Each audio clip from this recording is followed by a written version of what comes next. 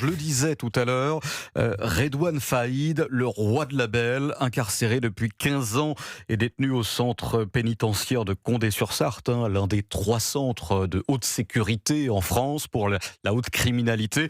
Eh bien, Redouane Faïd est en train de remporter une bataille judiciaire. Le braqueur de 54 ans qui dénonçait un régime d'isolement a obtenu gain de cause auprès de la justice.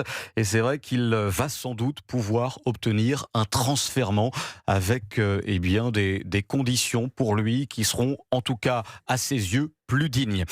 Qu'est-ce que vous pensez de ça, Raphaël Steinville ? Est-ce qu'on marche sur la tête ou bien vous saluez cette décision de la magistrate ? J'imagine que vous vous doutez de ma réponse, mais effectivement, il y a quelque chose d'ahurissant à se dire qu'un juge des libertés ait pu accéder à la demande de Redouane Faïd d'avoir des conditions de détention plus light finalement. Alors, il faut quand même préciser que si ce juge a autorisé et souscrit finalement aux revendications de Redouane Faïd, le parquet a fait appel et que pour l'instant, il n'est pas encore dit que Redouane Faïd puisse bénéficier de conditions plus favorables, notamment dans l'exercice de ses parloirs, où jusqu'à présent, il ne pouvait parler à ses proches qu'à travers un micro et sans pouvoir les toucher. Mais ça pose très précisément la question qui revient de manière régulière dans le débat public du rôle et de la justification du juge des libertés des peines. Parce que, et on l'a vu dans maintes affaires ces derniers jours, à quel point ceux-ci peuvent finalement défaire ce que la politique pénale envisagée par Gérald Darmanin envisage pour justement contrecarrer, se battre contre le crime organisé, les narcotrafiquants. C'est ça qui est absolument désastreux, c'est que toute la politique pénale est cassée par le pouvoir tout-puissant accordé par les politiques, par ailleurs, au juge des libertés des peines. Et c'est vrai que lorsqu'on rappelle le pédigré de Redouane Faïd, en 2013, il s'était évadé une première fois en faisant exploser les portes de la prison de Sequedin, c'est dans le Nord, avant d'être repris quelques semaines plus tard.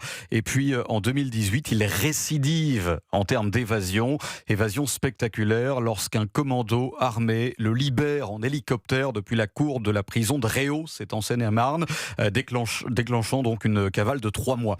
Voilà comment on récompense ce récidiviste Michel Fayad en termes d'évasion. Est-ce que vous trouvez que le signal est bon ? Non, bien sûr que le signal n'est pas bon et je pense qu'on est le seul pays au monde, ou presque, en tout cas parmi les grands pays, à avoir une telle politique judiciaire. Mais comme disait Raphaël, c'est quelque chose que nos élus ont décidé de faire et ont choisi. Et il y a plusieurs postes de juges que je pense qu'il faut supprimer. Le juge aux libertés, mais aussi le juge pour l'application des peines. Le juge d'application des peines, effectivement, oui. Oui, ce sont des postes qui doivent être, à mon avis, supprimés parce que une fois que la justice a rendu sa décision au nom du peuple français, qui sont ces gens, même si on les a mis en place par les politiques, pour en fait revenir sur ce qui a été jugé. Au nom de qui, de quoi ? Il y a une loi, il y a eu un jugement, il y a eu un procès. Donc, sur quelle base, en fait, c'est en train de s'exercer ? Il y a une vraie question, je pense.